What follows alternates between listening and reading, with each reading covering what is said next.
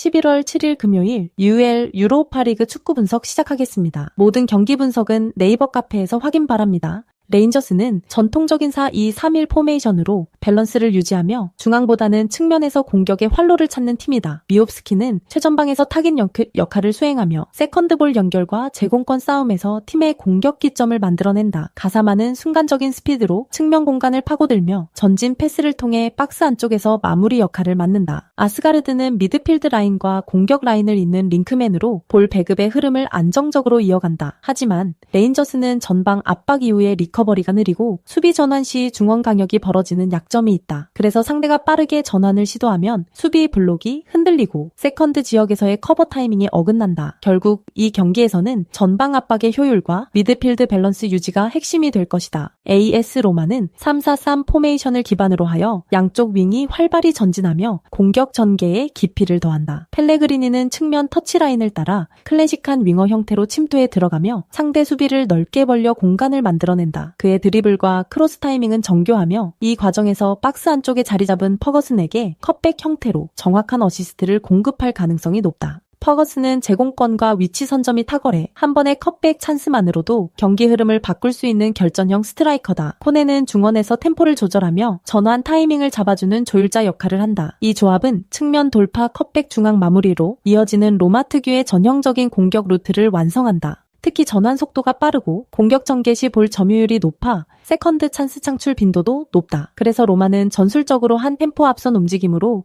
상대 수비를 무너뜨릴 수 있는 구조를 갖추고 있다. 이 경기는 전술적 세밀함보다는 측면 돌파의 완성도가 경기의 향방을 가를 것이다. AS 로마는 펠레그리니의 클래식한 윙어 플레이와 페어거슨의 침투 타이밍이 완벽히 맞물리며 공격의 리듬을 만들어간다. 레인저스는 홈 이점이 있더라도 수비 강역 관리가 어렵고 전환 속도에서 밀릴 가능성이 크다. 결국 AS 로마의 빠른 측면 전환과 높은 완성도의 컷백 플레이가 승리를 결정지을 것이다.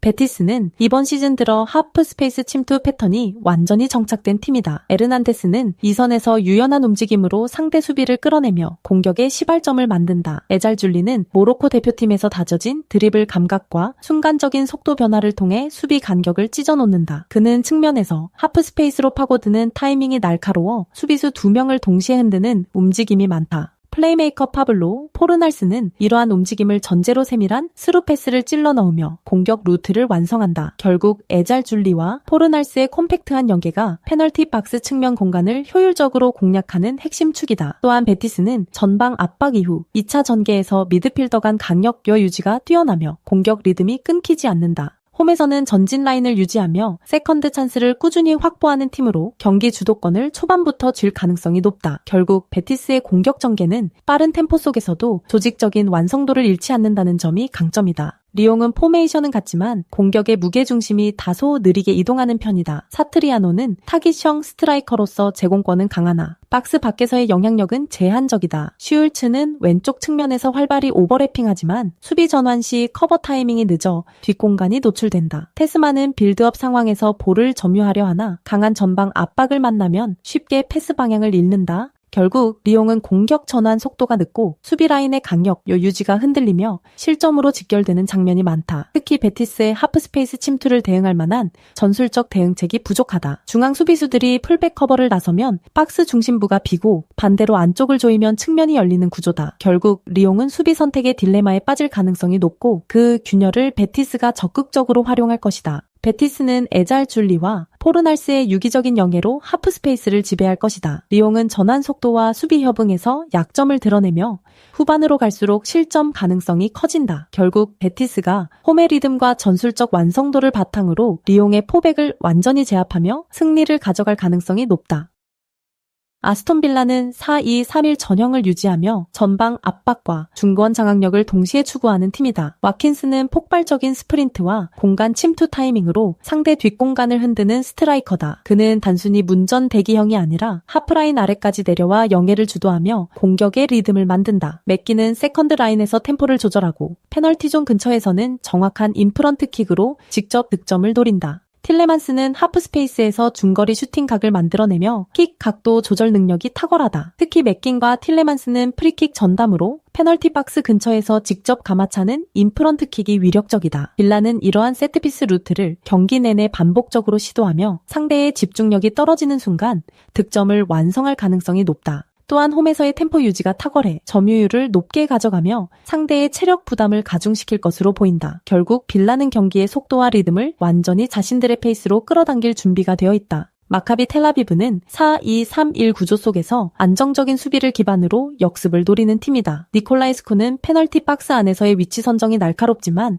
전방 압박을 견디는 힘은 다소 떨어진다. 안드라데는 측면 돌파의 강점을 지녔지만 장거리 원정 이후 체력 저하가 누적되면 속도 유지가 어렵다. 페레츠는 빌드업의 첫 단계에서 중요한 역할을 맡지만 잉글랜드 원정에서 거친 압박을 받으면 실수가 잦다. 무엇보다 이스라엘에서 서유럽 끝 잉글랜드까지의 장거리 비행은 선수단 컨디션에 직접적인 영향을 미친다. 이동 피로와 시차 적응 문제로 인해 전반부터 움직임이 둔화될 가능성이 크며 특히 중원에서의 압박 대응이 늦어지면 수비 간격이 벌어지며 위험한 공간을 내줄 수 있다. 결국 마카비 텔아비브는 체력적 부담 속에 수비 라인을 낮출 수밖에 없고 그로 인해 빌라의 중거리 슈팅과 세트피스 루트를 허용할 가능성이 높다. 아스톤 빌라는 홈에서의 강한 압박과 세트피스 효율로 상대를 압도할 것이다. 맥긴과 틸레만스의 프리킥 정확도는 오늘 경기의 승부 포인트가 될 가능성이 높다. 마카비 텔아비브는 장거리 이동 피로와 템포 적응 문제로 후반으로 갈수록 밀릴 수밖에 없다. 결국 빌라의 전술적 완성도와 체력 우위가 명확한 승리로 이어질 가능성이 높다. 브라가는 4-4, 이 전형 속에서도 미드필더 무티뉴를 중심으로 한 정교한 빌드업으로 경기 리듬을 조율한다. 무티뉴는 중원 깊숙이 내려와 수비와 공격을 연결하는 연결고리 역할을 수행하며 한 박자 빠른 패스로 상대 압박을 무력화한다. 역습 시에는 중앙에서 측면으로 공을 전환한 뒤 엘 우아자니가 수비 뒷공간을 향해 빠르게 침투한다. 이때 무티뉴의 킬패스 정확도는 브라가 공격의 완성도를 극대화시키는 핵심 요소다. 엘 우아자니는 폭발적인 스피드를 바탕으로 상대 수비 라인을 흔들며 결정적인 타이밍에 마무리를 가져가는 유형이다. 나바로 알리아가는 하프라인 근처에서 세컨드볼을 수집하며 역습의 1차 연결을 담당하고 필요할 땐 직접 슈팅으로 전환한다. 이런 구조 덕분에 브라가는 공을 오래 점호해 점유하지 않아도 찬스를 만드는 효율적인 경기 운영을 보여준다. 홈에서는 전방 압박보다 트랜지션 속도에 집중하며 한 번의 역습으로 경기의 흐름을 바꿔놓는 팀이다. 특히 수비 라인이 중앙을 촘촘히 막아내며 상대의 페널티 박스 진입을 차단하는 안정된 형태를 유지한다.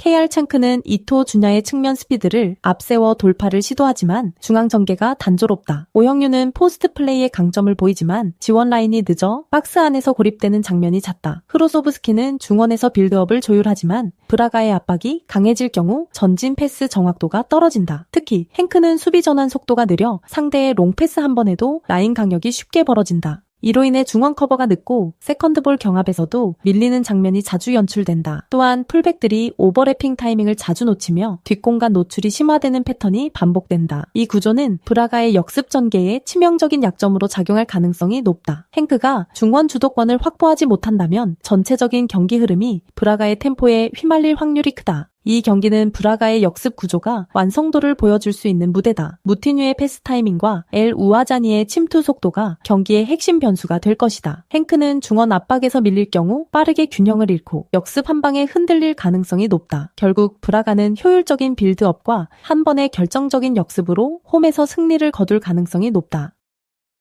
PAOK는 4-2-3-1 포메이션을 기반으로 중원에서 콘스탄티아스가 전진과 후퇴를 반복하는 박스 투박스 움직임으로 중심을 잡는다. 그는 최후방 수비 라인과 최전방 공격 라인 사이를 유기적으로 연결하며 공수 전환 C팀의 리듬을 조율한다. 특히 콘스탄티아스의 롱패스 정확도와 전방 침투 타이밍은 찰로프의 움직임과 완벽히 맞물린다. 찰로프는 포스트업 이후 빠른 턴으로 박스 안 공간을 점유하며 콘스탄티아스의 어시스트 루트를 완성형으로 만들어낸다. 지브코비치는 오른쪽 측면에서 크로스와 컷인 모드를 활용해 공격의 폭을 넓히며 상대 수비를 넓게 벌려준다. 이러한 구조 속에서 PAOK는 전형적인 중앙 기점 측면 확장 재침투 형태의 공격 패턴을 완성한다. 또한 전방 압박 타이밍이 정교해 상대의 빌드업이 중원에서 끊기는 장면이 잦다. 결국 콘스탄티아스의 넓은 활동 방향이 경기 전체의 균형을 좌우할 핵심 축으로 작용할 것이다. 영보이즈는 4-4-2 전형을 유지하며 두 줄 수비를 바탕으로 안정적인 블록 수비를 구사한다. 기고비치는 하프라인 근처에서 전방 압박을 주도하지만 수비로 복귀하는 타이밍이 다소 느리다. 몬테이루는 중원에서의 전환 능력은 준수하나 강한 압박을 받으면 방향 전환 속도가 떨어진다. 라벨로송은 좌측에서 폭넓은 움직임을 보이며 공격 전환의 출발점이 되지만 수비 시 백업이 늦어 측면 공간이 비는 경우가 많다.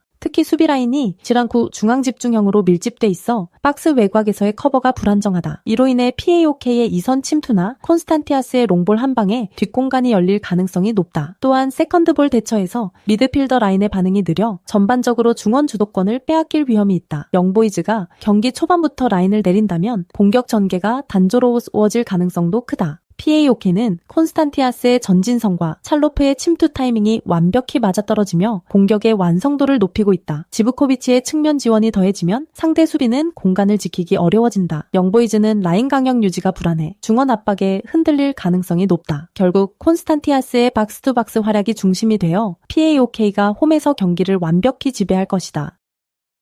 풀제는 3-4-3 포메이션을 활용하며 전방 압박보다 안정적인 수비 블록 유지에 초점을 맞춘다. 두로신미는 전방에서 왕성한 활동량을 보여주지만 상대의 조직적인 중원 압박에는 고립되는 장면이 잦다. 비드라는 좌우 이동을 통해 세컨드볼에 반응하며 찬스를 노리지만 공격 전환 시 템포 조절이 부족하다. 수아레는 후방 빌드업의 연결 고리 역할을 맡지만 압박이 강한 팀을 상대로는 볼 처리 속도가 느려진다. 특히 3백 수비 구조가 넓게 퍼지는 경향이 있어 측면과 중앙 사이 공간이 쉽게 열리는 단점이 있다. 풀제는 홈에서 라인을 내리고 수비적으로 운영하겠지만 상대의 하프 스페이스 침투를 막기 위해선 조직적인 커버가 필요하다. 세트피스 상황에서는 수비 집중력이 흔들리는 장면이 많아 이 부분이 가장 큰 리스크가 될 전망이다. 페네르바체는 4-2-3-1 포메이션을 바탕으로 중앙 지배력을 통해 경기를 설계한다. 프레드가 중원 깊은 위치에서 빌드업의 출발점 역할을 맡으며 그의 정교한 패스는 전방 공격수들의 움직임을 완벽히 지원한다. 아센시오는 프레드의 전진 패스를 받아 측면에서 날카로운 페네트레이션 플레이를 시도하며 상대 수비 간격을 무너뜨리는 데 결정적 역할을 한다. 엔네시리는 제공권과 포스트업 능력을 겸비해 세트피스 상황에서도 강력한 위협이 된다. 이러한 조합은 프레드의 빌드업, 아센시오의 돌파, 엔네시리의 마무리로 이어지는 전술적 완성도를 보여준다. 또한 세트피스 전술에서도 페네르바체는 조직적인 움직임과 킥 정확도 모두에서 우위를 점하고 있다. 풀젠의 느슨한 수비 간격을 고려하면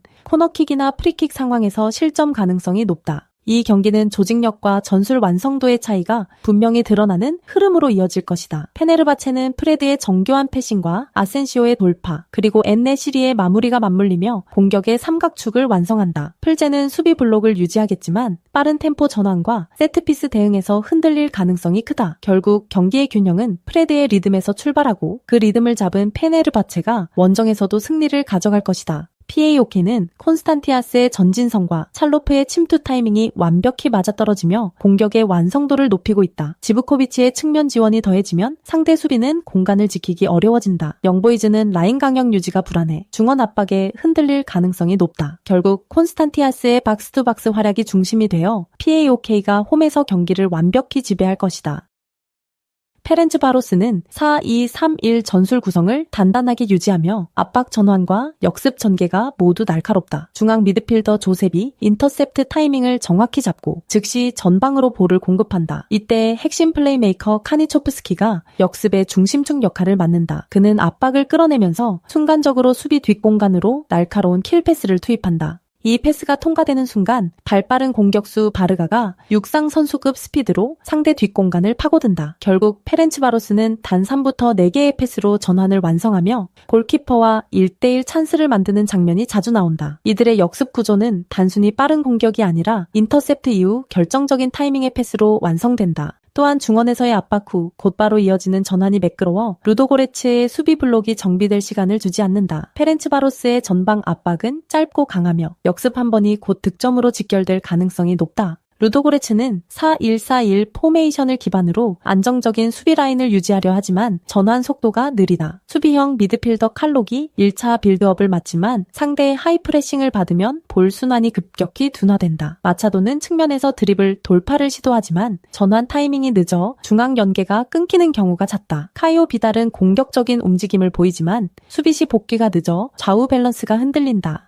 루도고레츠의 가장 큰 약점은 하프라인 근처에서 볼을 빼앗겼을 때의 대응 속도다. 수비 라인이 한번 밀리면 센터백 간격이 벌어지고 커버 타이밍이 엇갈린다. 결국 페렌츠바로스의 빠른 전환에 대응하기 어려운 구조로 보인다. 루도고레츠가 안정감을 유지하려면 중원 압박 타이밍을 앞당겨야 하지만 현재로선 한 박자 느리다. 이 경기는 빠른 역습과 공간 활용의 완성도가 중심이다. 페렌츠바로스는 카니초프스키의 패스 감각과 바르가의 스피드를 결합해 경기의 흐름을 주도할 것이다. 루도고레츠는 수비 전환이 늦어 압박에 흔들릴 가능성이 크며 실점 타이밍이 빨라질 수 있다. 결국 전환 속도에서 앞서는 페렌츠바로스가 경기의 리듬과 결과 모두를 가져갈 가능성이 높다.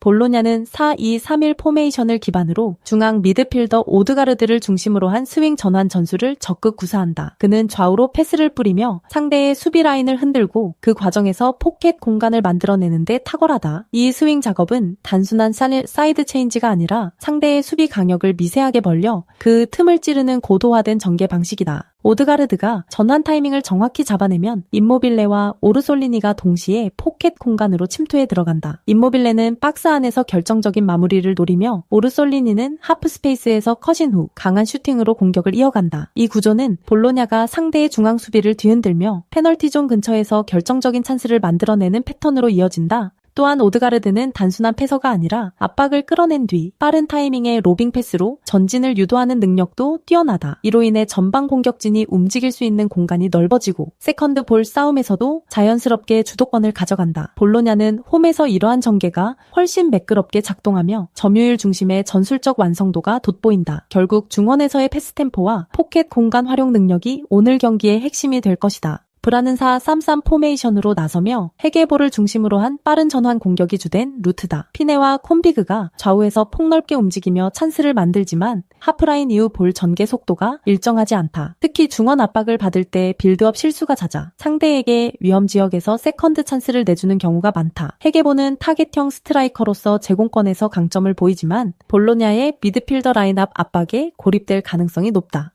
피네의 돌파는 위협적이지만 커버 플레이가 느려 역습 상황에서 수비 밸런스가 무너지는 장면이 반복된다. 브란의 수비진은 전환 시 간격 조정이 늦어 볼로냐의 스윙 전개를 제어하기 어렵다. 특히 오드가르드가 좌우로 볼을 전환하는 순간 측면 풀백들이 따라붙지 못해 포켓 공간을 열어주는 약점을 노출할 것이다. 결국 브란은 수비보다 공격 템포에 집중할 때 리스크가 커지는 구조를 지니고 있다. 이 경기는 포켓 공간 창출과 템포 조절 싸움이다. 볼로냐는 오드가르드의 정교한 스윙 전환을 통해 상대 수비를 벌려내고 임모빌레와 오르솔리니가 그 틈을 파고들며 공격을 완성한다. 브라는 중원 압박과 수비 회복이 늦어 볼로냐의 점유율 전개를 차단하기 어렵다. 결국 오드가르드의 전환 감각이 빛나는 볼로냐가 홈에서 완벽한 승리를 가져갈 것이다. 네이버 카페에 오시면 전 경기 분석글 확인하실 수 있습니다. 구독, 좋아요, 추천하기 누르시면 적중에 큰 도움이 됩니다. 구독 누르시고 보다 빠르게 분석글 받아보시기 바랍니다. 감사합니다.